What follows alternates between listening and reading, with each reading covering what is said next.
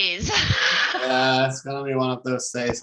I'm doing wonderful. I hope you are doing well. It's good you pointed out that if anybody has questions, because actually this episode that we are doing right now, I want to remind everybody that this episode is dedicated fully to change because there has been a lot of audience questions about this topic. So yes, we do listen to our subscribers, we do listen to our viewers. If you also have a subject that you feel unsure about or you want more information about, just write it in the comments. Be sure to subscribe if we pick that subject for the next episodes, so you of course get a notification when we do that episode. So that's very important about this episode. Right. Okay, so let's kind of get started. Like, oh God, these see the miners. What do miners and authenticators do? Like, what the heck does that mean? Yeah, so we all know like the oldest consensus mechanism, and what the consensus mechanism basically means is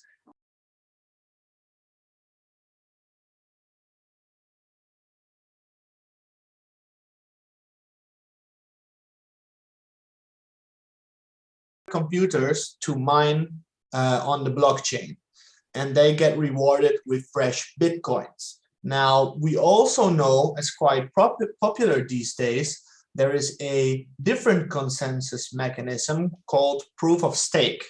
So what you do is you just stake your tokens inside a pool or on a platform, and you get interest based on the amount of how big your pie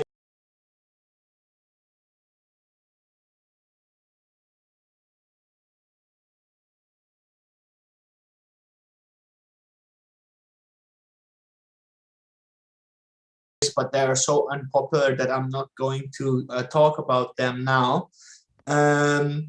So that's very important to understand. So now it is also very important to understand that when you are that there is a difference between chains. Like if I want to go and mine Bitcoin, or if you want to mine Bitcoin, Riri, you can just install a program and start mining right away, and you can just join. The problem would be that your computer or my computer is probably not powerful enough to mine anything, because there are some supercomputers out there being way smarter than us. But we can join if we want to. It's open for everybody. What that means is that the rewards that will be mined on the Bitcoin network, they will be, if I join the pool and our pool receives the Bitcoin reward, I have to split it with a lot of people, making my reward very low. So it's not so profitable for me to mine on that blockchain because my computer power, my contribution is very low. So that is why the more decentralized options are often having very high gas fees like Ethereum, because there is a lot of miners to split the reward. So let's continue with the other topics. By the way, I want to ask everybody in the audience if you have questions halfway, because this is very difficult. These are very difficult subjects and they take a while to learn. So we are trying here to squeeze all of this material into an episode of 1 hour, which is nearly impossible. I know that. So if you have any questions halfway or you are not following, please let us know, because we will read and we will stop to answer your question. We most certainly will. Anytime. Well, not anytime. So like sometimes we have to get back to it and make whole other episodes, but we still want to hear them. We definitely want to hear them. Yeah. Oh, you're from Brazil, huh? Shout out from the other side of the world. Oh, it must be morning for you. Good morning over there. We're in the evening on the Asian side over here. I sound clearly Asian, don't I? Okay, so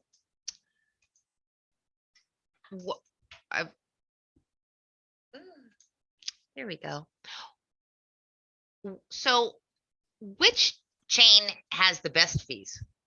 Like, how do you find the one that has the best fees? And what's going on with these other chains?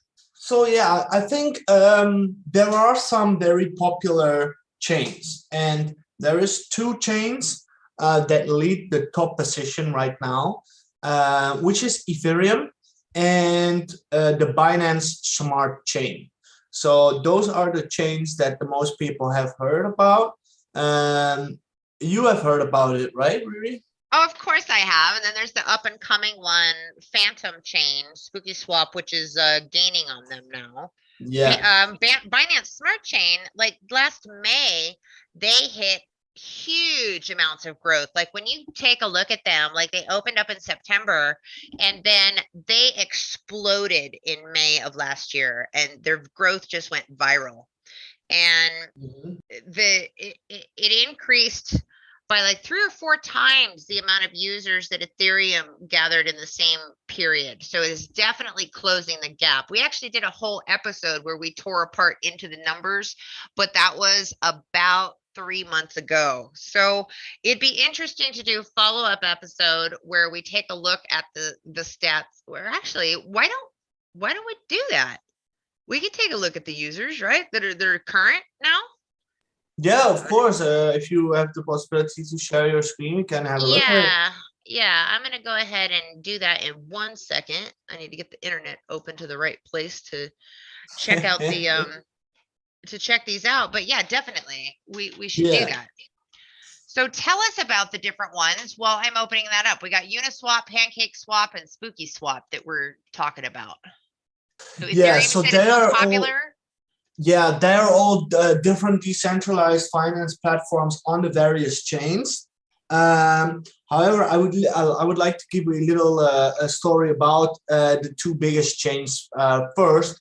So we've all started crypto somewhere, and we wanted to trade some.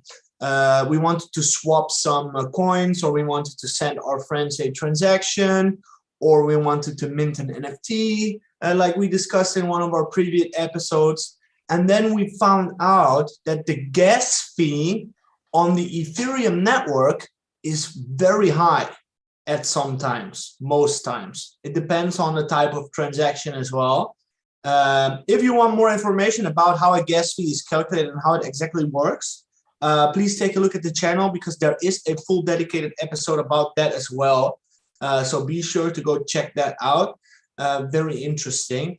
So for now, you know what I just told you is that anybody can open their computer and start to mine Ethereum.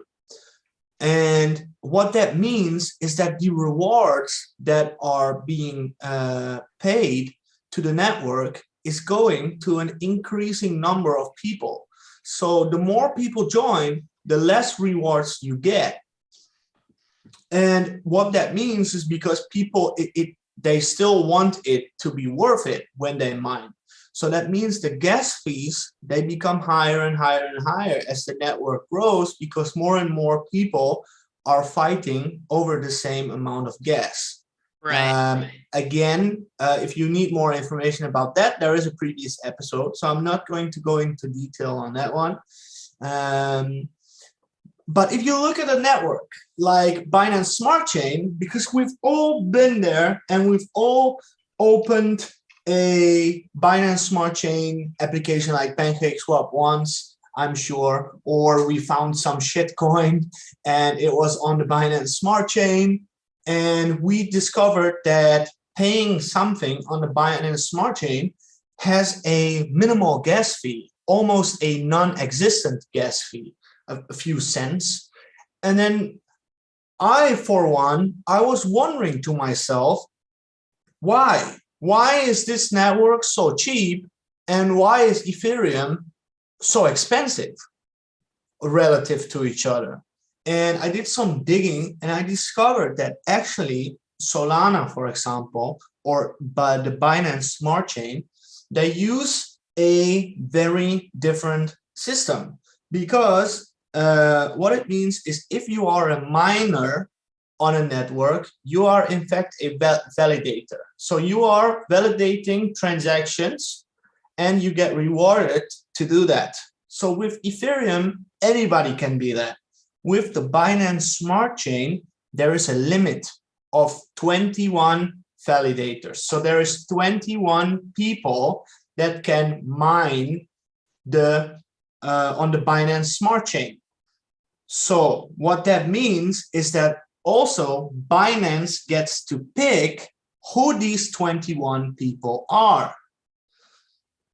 So let that sink in for a second, because many times people think crypto is very decentralized. So now I'm telling you that Binance is getting to pick the 21 people that is allowed to mine on there, and there will never be any more people allowed to mine. So what that means is that the rewards that come in from the network, they always need to be split between 21 people, 21 validators. So that means the gas fees can be very low, because if you have a smaller amount, but you have just 21 people compared to, or I don't even know how many people are mining on Ethereum, it can be really cheap and still be very profitable for them. But that also means that you, as a user, you have no business mining and supporting the Binance Smart Chain, because Binance decides who mines or who authenticates on their chain and nobody else. So it's not really decentralized. And the same goes for Solana, and that is why they are so cheap. I don't have no idea what to say. It's so completely over my head. Trading Star's not here. He's sick today. Oh, really? I don't even know how to find. I was wondering where he was. Yeah, he's sick today, and I don't even know how to find anything. My brain is completely fried. I haven't had a day off in like 2 months. It's IDO season, folks. It's IDO season. He's talking math, and okay, keep going. No, that was the story that I had to tell you about why the gas fee between the two chains is so very different. It's because of the people that is mining on the chain. So the more centralized chain, they have a limit on how many people can mine on them, and the decentralized ones, they have an infinite number of miners. So there's a greater amount of people that you need to share the rewards with. Just to give you an easy example, really, if you have a pizza, your favorite pizza, and you need to share it with 5 friends, then you get to keep a lot more pizza than if you have to share it with 20 friends. Am I right? Yeah. So that's basically how these networks work. And so I want to, before we dive into checking out the DeFi platforms, I'm taking a quick scan over the chat. These are all... Like, when are they going to fix the Ethereum gas fees and these ridiculous things? Or do you think the other chains are going to just overtake them and like they'll never figure it out? Like, what do you think? So if you ask me personally, because many people there are complaining about the Ethereum gas fees, and all I keep saying to myself is like they don't know, right? Like they don't know that it's high, or like they don't know that a lot of people are complaining. But there is a core problem that is here, because we all know the guy behind Ethereum, the Vitalik, who is an absolute genius, and they have one of the biggest teams of developers working on the project almost every day. I cannot believe that they do not know any way to reduce the gas fees. So what I'm thinking is, why are they not just reducing it? Well, I think that's because if they reduce it like they do with the Binance Smart Chain, that makes the network a lot more centralized. So in that sense, it's really a matter of you get what you pay for, right? Okay, so that's kind of funny because they're always saying that Ethereum is so centralized, they make fun of it for being centralized. When they say BSC is decentralized, and it's really not. Like you're saying, these No, gas fees BSC are is what absolutely makes not. the decentralization actually possible. So And if they were to Binance, reduce them, it would make it more central. so you know that let's look at it from a stock type of perspective. Like if I have a company, right, and I have 10 shares, and I put them on the open market, and anybody can buy these shares, then the control over my company is much more decentralized. But if I'm going out on the market and say only Riri you can buy one share, and only Trading Star you can buy one share, then it's not really decentralized. It looks like a lot of people have ownership over something, but in reality, I get to pick who those people are. So it's not really decentralized. So the Binance Smart Chain, don't get fooled. Binance is fully in control, and they know exactly who are their miners because they have to approve them. And with Ethereum, it's often the same people that complain that Ethereum is too centralized. Often it's the same people that also that also complain on the internet that The the gas gas fees are too high. Yeah. So they want all the things. Yeah, but you cannot have all the things, at least not yet. So I'm thinking We want Ethereum all the 2.0. things. Yeah. Right. I'm thinking Ethereum 2.0 is taking so incredibly long because they want to fix this. They want to make decentralization cheap. But for now, it's complicated. I wouldn't even tell you how to do that because I don't know. Because you have this. Well, there wouldn't be all these solutions if you knew. You would have come Well, up with one already. I think I would be rich if I knew. So there you go. Yeah, right. It's fascinating. So now we've got the Binance Smart Chain and we've got the Phantom Chain that are trying to solve for this issue. So Binance Smart Chain has a huge number of users and they're going to town. And Phantom is building a nice big ecosystem, and they're going after games and metaverse, which they think is like the onboarding key. And Yeah. CZ says that we're going to have another billion crypto users in the next 3 years. I think he's predicting or claiming. I'm not sure. And I think so. Yeah. a lot of people think gaming will be the gateway. Yeah, I think Gaming and social, the social-fi stuff, I GameFi mean, and social-fi. Riri, I think I can speak on your behalf as well. Like when you see all the play to earn type of things coming out right now, and you're just thinking by yourself, oh man, all the hours that I used to play games as a kid. Oh, Imagine yeah, we've talked about that several times. Imagine if I got paid for all of them. Oh, I know. That would be right. Like, amazing. I mean, amazing that we can do this though for the next generation. Like, it's going to change things in ways that I think we don't even understand. I mean, when we talk about having games that are providing incomes that are like 108th on the income country scale just for playing the game for half an hour a day, that's life changing on a global scale. And a billion people is not a joke. That's 20% of the population, 15% of the population. What are we up to? 8 billion now. So yeah, it's going so fast. exponential growth. We all learned it during the pandemic. Yeah. Oh, also, I want to take this time also to what Riri is talking about with the games and how it can benefit the people and things like that. We've discussed that also in a past episode. So be sure to check our previous episodes on the channel. And while you're there, also hit that subscribe button and ping the bell So you are there for future episodes as well. So sometimes we keep doing these references to past episodes. So if you feel like, what are they talking about? That's normal. Just after this episode is finished, go watch our previous episodes and you will understand. Yeah, we have a load of them now. I'm pretty sure. Have we passed over 100? I think we've done over 100. I think we have 60 something. Is that really? Yeah, Maybe. yeah.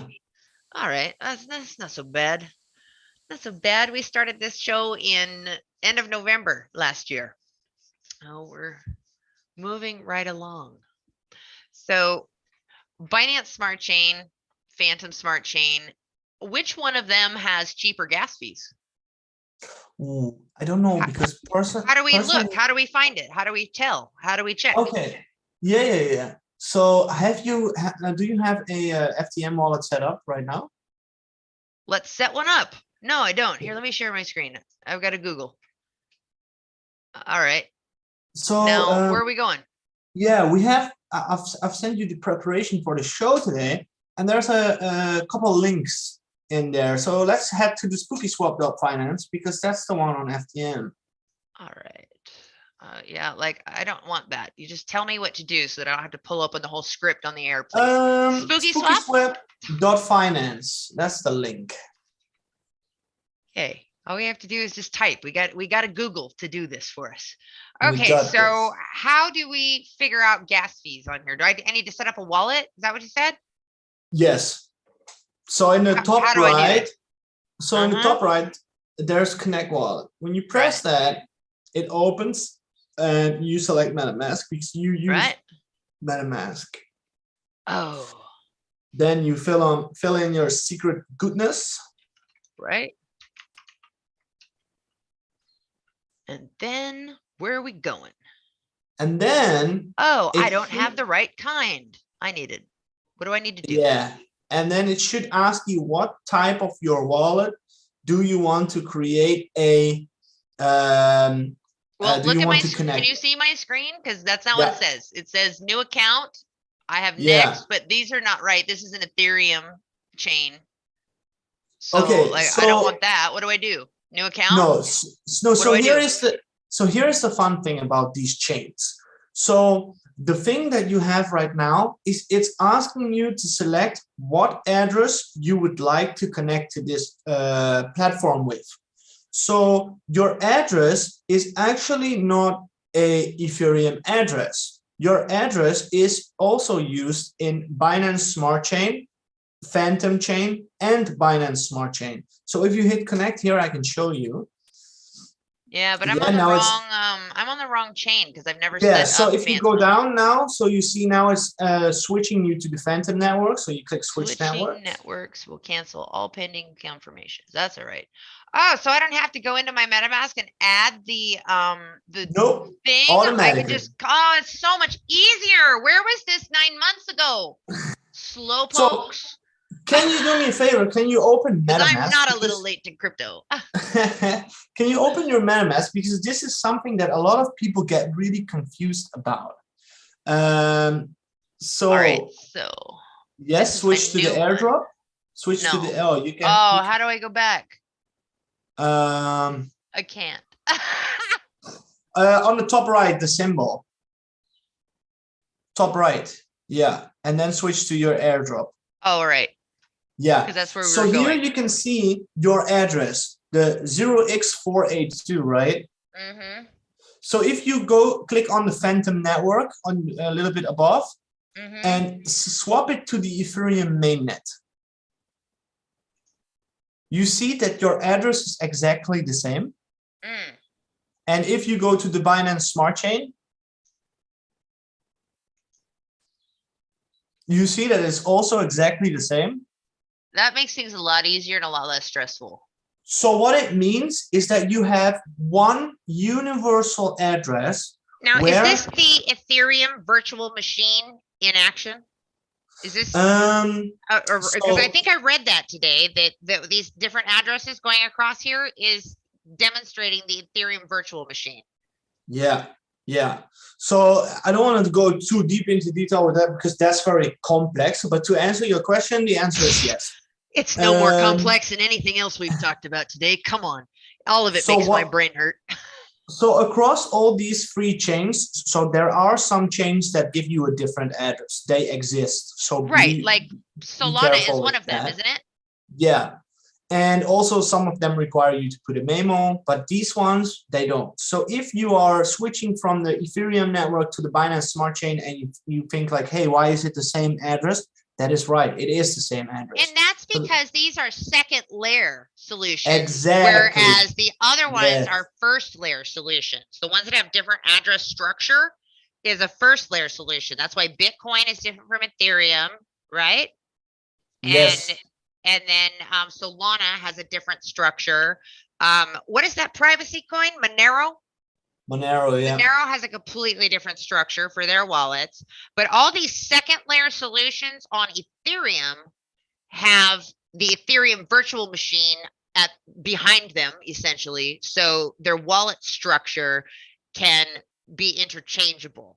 So don't get lazy and think, oh, they're all the same, but the ones on the second layer solutions on Ethereum second layer, I don't know if there's second layer on any of the other first layers yet. Oh man, I need a lattice work. Yeah, well, I think we just got a new episode on our hands right here. Probably. Yeah. Okay, so now we're on SpookySwap. SpookySwap is, and we were looking for. Do we have daily transactions for SpookySwap like we do on FTM Scan? We must, right? I think so, yeah. So if I'm looking for daily transactions on the chain, is that what I'm going to find here? So there's the latest transactions you can see there. Last 14 days. So like today we're at 880,000. And what is the BSC at right now? Let's look at BSC scan. And we're at 5 million. Oh, so Phantom is almost at 1 million now. Nice. Oh, and they have days where they hit 1 million transactions a day. Binance is running around 4 to 5 million a day. That's not so bad. That's 20% of Binance's volume. Yeah. That's really like Binance is huge now. So, and what about Ethereum's daily transactions? Yeah. Where do I find that? ETH scan. Ether scan. That's the one. Yeah.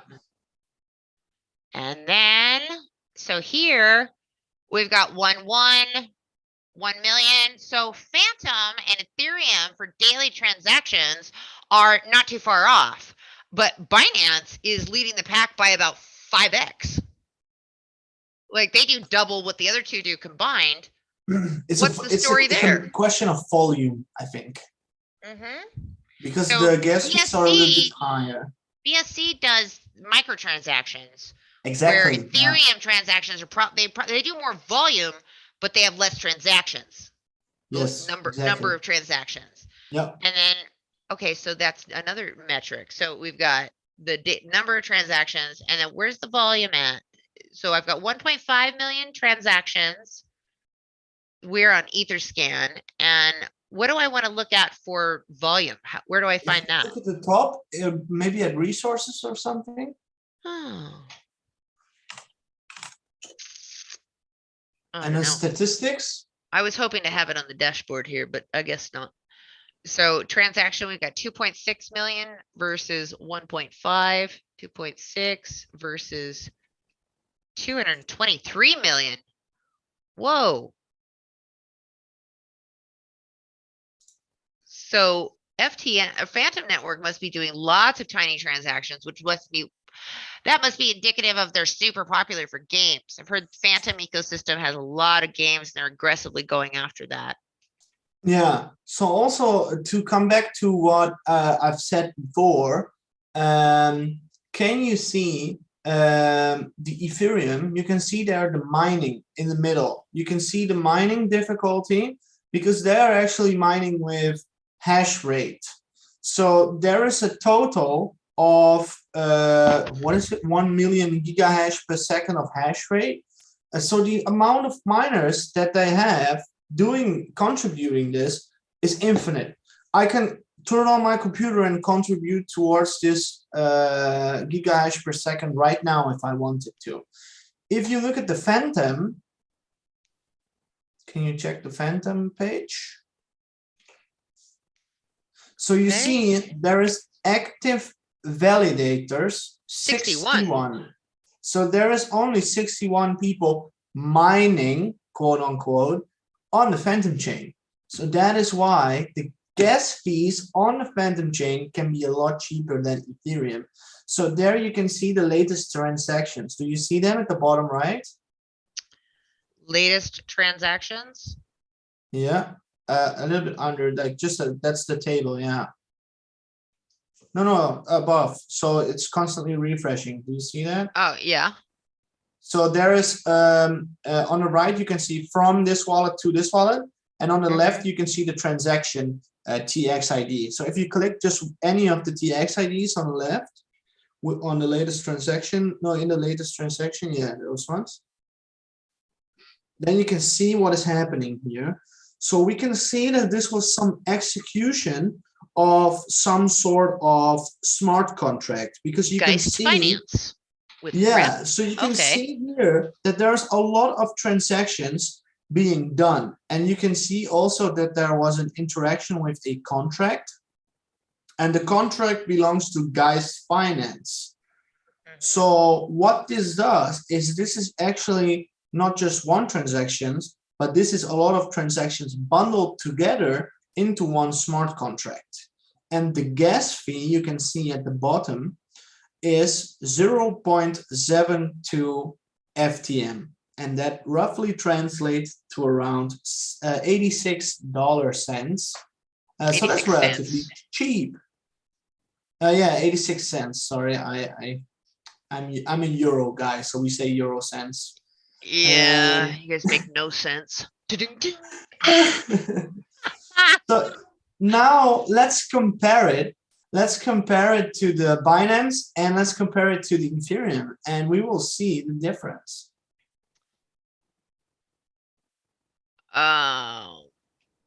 What's happening here? No, this is a validator set. So this one was free. So we have to pick another transaction. What do you mean? You said any. I'm sorry. It was not really a task. So that's why. Yeah. So this one you can see it was a transfer from I think it was an NFT, because we can see transfer of a Metamon egg. A Metamon egg, yeah, from someone to someone else.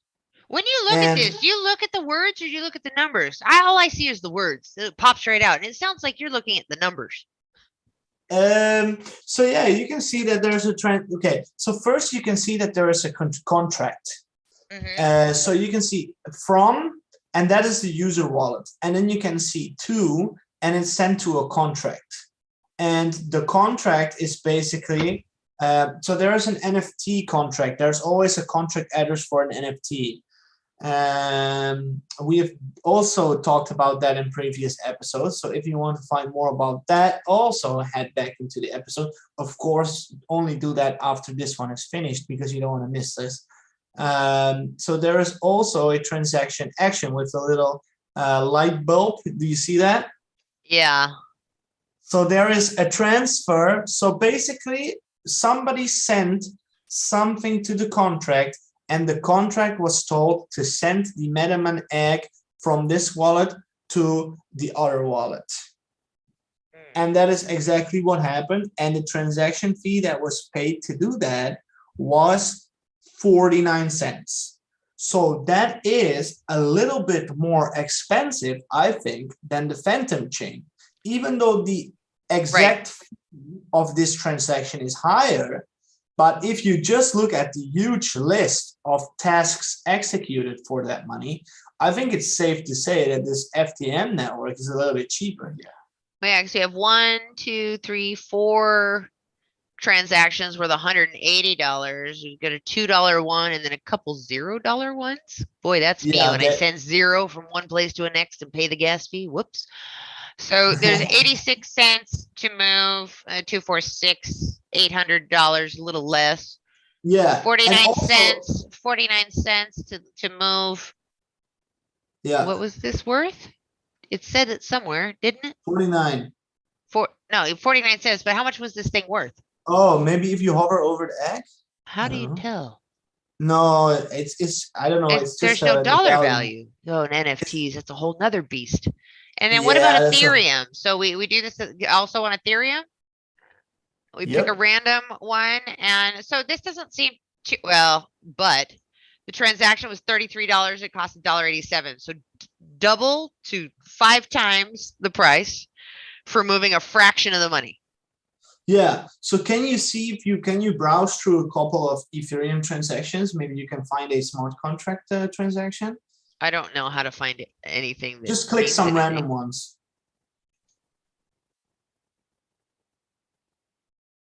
No. What are we looking at? Like it should have a whole list. So the send multi-sig, do you see that? Yeah, so this is one of them. This is one of them. So sale one NFT on OpenSea. Yeah. Transfer of stranger egg. Yeah, so this one is not just one task. It's not just sending one transaction. No, somebody is ordering a smart contract to send one NFT from one address to another address. So not only do you send money first, but you send money first, transaction needs to be verified, and then the NFT needs to also be sent to the original person who paid. So then you can see that the gas fees on Ethereum start to add up relatively fast, because now you can see the transaction fee is already $15.84. So it increases rather quickly. Do you see that at the bottom? See what? You said it increases rather quickly? Yeah, what increases quickly? What do you mean? The transaction fee is $15.84. Right. Yeah, that's way higher than the other one. It's way higher than just a simple transaction, because this is a few tasks combined together. So that really adds to the question, to the amount of gas needed to pay for the transaction really fast. So there are a lot more complicated contracts, like swaps on Uniswap, for example. So I think. Oh yeah, those cost fortune sometimes. We don't have so much time left. Can you go back to the SpookySwap platform so we can just open to see some of our transactions? So I can't, because this stupid screenshot. Just hold on. I literally have to stop sharing to get to that tab. Oh no. Just chill out. There we go. SpookySwap. What are we doing? I'm here now. You were hurrying me. Now I'm here. I'm not hurrying you. Can you go to swap? Can you go to swap? Okay, so up here. And can you check if it's possible for you to fill in one FTM, for example? Oh, sure. But I've got nothing in this wallet. Yeah, so I wanted to check if it tells you. It says insufficient FTM balance right off the bat. No, swap. That's too bad. So we can't really show it. Can you open your MetaMask?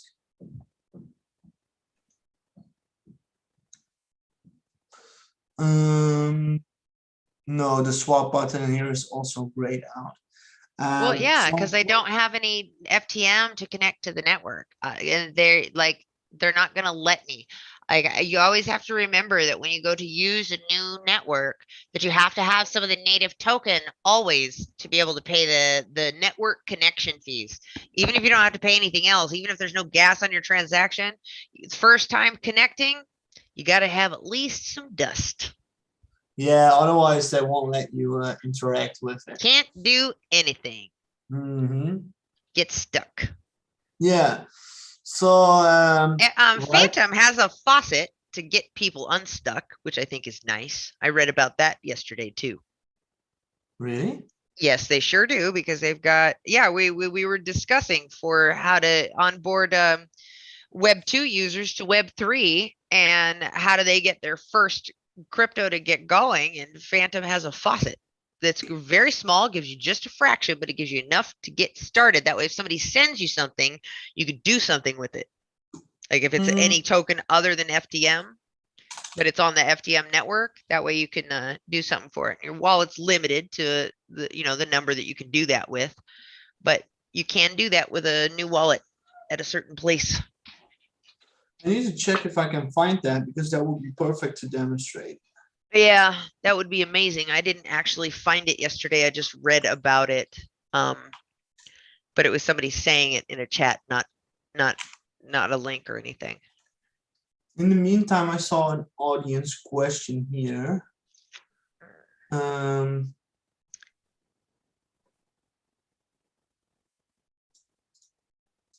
So I have a question. I have MetaMask wallet, so I cannot upload NFT on Rarible and OpenSea with safe MetaMask account with same username, same NFTs with different platforms, and get sell. What? So I assume what you mean is, can I just use one MetaMask account to trade NFTs on different chains? The answer is yes, you can do that under the same address, but you have to remember that Ethereum NFTs will always stay on Ethereum, and Binance Smart Chain NFTs will always stay on the Binance Smart Chain, and so will it be for any other layer 2 chain. So an exception would be Solana, which is a completely different network and uses a different address. So that would require you to set up a different wallet and a different account. So that would not be the same. So that's very important to remember, at least if I interpreted your question correct. Is there any other questions now? No, I don't see any questions now. Okay, I was looking at the faucet. Oh, did you find it? I think so. What is it? Tell me what to Google. So just phantom faucet, I Googled. Oh, that makes sense, doesn't it? Yeah. And then there's how to get free phantom gas from SpookySwap. Ah, this is what we need to tell our people about. Look at that. I have no FTM gas. Help. When you've bridged to Phantom Opera, you will need some FTM gas in order to perform transaction on the network. We've got you covered for this chicken or the egg problem with some free FTM gas that you can swap for more gas. Requirements. Your wallet address is fresh to Phantom Opera. That means first time you've used it. You have recently bridged using multi-chain, Uniswap, or our bridge on SpookySwap Binance. Here's how to get some free Phantom gas directly to your Phantom wallet. So go to this tool made by one of our mods, Suave. Follow the directions, and once you've received this small amount of gas, go to the swap page to swap for more FTM so you won't run out of gas. Yeah, so you can't use it yet because you didn't use their bridge. So this is for if you are bridging some of your assets to the FTM and then you get stuck with them inside your FTM wallet because you don't have gas. That's pretty amazing. SpookySwap did that. That's really nice. That's very beginner friendly, actually. Yes, it is. I had a similar problem with Tron, where I received some USDT on the TRC20 network, and I didn't have any Tron in that wallet, so it was stuck. And it was stuck until I got home. I received the money traveling, and I was so upset. Yeah. And yeah, that can be very upsetting. I think we ran into one of the same issues also. Like you tried to send me some funds one day, and then you didn't have a TRX also, and I had to send you some first, I believe, because I had some laying around somewhere. I can remember that. So those are things that are really annoying. But once again, yeah, guys, I'm just gonna keep doing this. If you want to know about the gas fees on the native chains and everything like that, we've also discussed that. that you can find in our episode, and the episode is called various types of hot wallets, I believe. So we do have a full dedicated option, full dedicated episode about that, and that's not to that's of course optional to watch. But I would really recommend that, because you can really get a full understanding of everything we are talking about right now. And that includes how the gas fees work and why you need to pay them, and why sometimes you pay your gas fee in the same currency you are transacting with, and then other times you cannot complete your transaction because you need some cryptocurrency that you do not have. It can be really overwhelming and strange. So that's why I would really recommend you to go back into our videos and find that episode about the hot wallets, because it's also a very interesting one. Right. Okay, so interesting how the different chains are going about different issues in different ways. And so again, these are all second layer solutions on the Ethereum virtual machine, whereas chains like Solana are on their own. They're a first layer. Yeah. Okay, fantastic. I think a little bit in the spirit of Trading Star, to honor him while he's not feeling well, I think we can do a little market analysis for today, because I know people love that, and I don't see a lot of questions. So in his name, we will do this and check out the Fear and Greed Index here. I think this is the wrong one. No, that's the right one. Well, there are a lot of different ones. Well, this is not the crypto one. This is just the general one.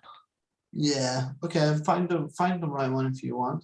I can never remember which algorithm finds the right one at the right time. I have too many personas, people. Too many personas. I think that's the one. See, that was different. Oh, 24 instead of 20. Yeah. So right now there's extreme fear. I think I know why. Why? There's a lot of stuff going on in the world. That is one thing.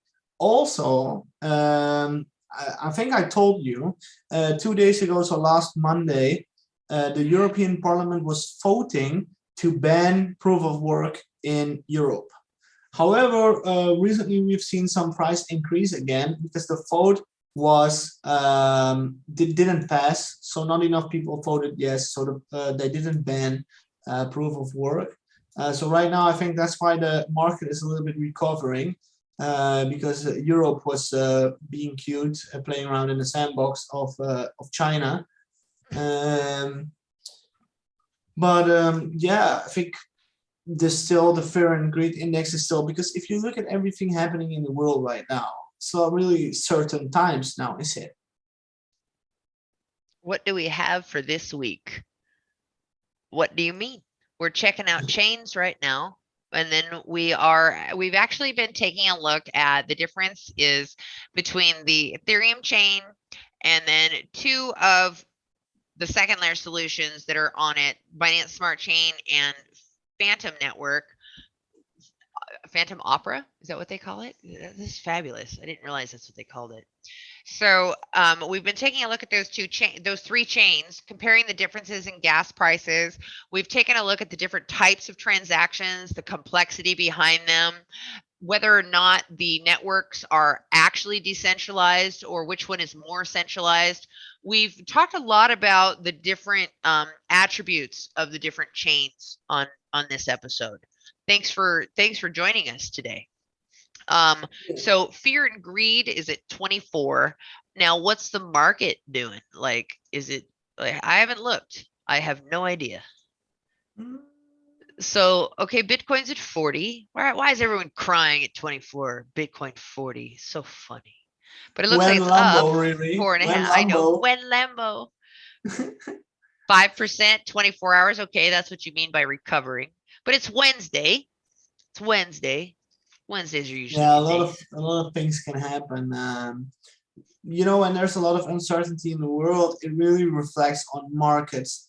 And I know there's a lot of people out there saying Bitcoin is digital gold and it's a safeguarding asset and whatnot. But please keep in mind, no matter what you hear on the internet, no matter what people tell you, crypto is one of the newest markets out there. So that means that what some of the most inexperienced people are playing around here. So they are the most paper-handed out of all the people in any market. So that means if there is something that will tank all the markets, crypto will 100% tank the fastest and the hardest. Well, absolutely, because number one, crypto's 24/7. The stock market is not 24/7, and for good reason. And like futures and stuff is even way less often that people can make those types of decisions. So when you have a market that's this new, and like we're 13 years old, we're going up against markets that are hundreds of years old. There's if you look at the forex market, that one is that one is millions years old. More trading volume there than any other market, all other markets combined. Did you know that? That's 90% of all the trading volume in the entire world is in forex. Yep, forex is the Goliath in the room. Yeah. But it's being played with by some very big guys. So we're coming for you. We're coming for you. We're coming for you. My name's Riri, and I'm a blockchain revolutionaire. We're coming for you. We're coming. Yeah. So hopefully, you know, these kind of things that we discuss in the show. We hope that you really understand that the things that we talk about, we try to be as non-subjective as possible, and we really try to make educational content here. That's very important, so that you can pass along these kind of things. And sometimes it's very difficult to find true educational content because there's a big jungle of all those moon boy videos claiming for a super cycle in the next 2 weeks and all the stuff like that. But please keep in mind, if you want to do anything, do your own research and do it well, and then you will always be on top of everything. Don't follow anyone blind. It's not a good idea. Trust me, I did that. It didn't work. I believe everyone did, right? So that is something to really keep in mind. And also, if you want to share your knowledge, because I know I'm like I know at the Christmas dinner table and that I cannot shut up about crypto as well. So if you want to share your crypto knowledge with other people, always put the emphasis on them doing their own research as well. So at least they cannot come back for you when it didn't work out for them because they were being irresponsible. Always do your own research. We hammer that and hammer that and hammer that. Do your own research because it's so important. This market is too new. And Trading Star he's out ill today. He's out ill today. It happens. But here we are. Here we are. He'll be back. He'll be back. Yes. He's not gone. Merritt didn't know how to say that. Like, we're not honoring him like he's dead. We're just honoring him because he's sick today. Oh no, that's absolutely not what I meant. Yeah, well, he's scaring the people. Yeah. Okay, what would we do without him, right? We've talked about Binance Smart Chain, Phantom Chain, and Ethereum tonight. We've gone deep into the differences in the prices and what makes the gas prices different and which one is actually cheaper. And we've taken a look at the blockchain scans for each one of them, daily transactions to see how they are comparing to one another. And it's been a really great show. We will be back again on Friday, and we want to thank you for tuning in to another episode of A Little Late in Crypto. This is Riri signing off. We'll be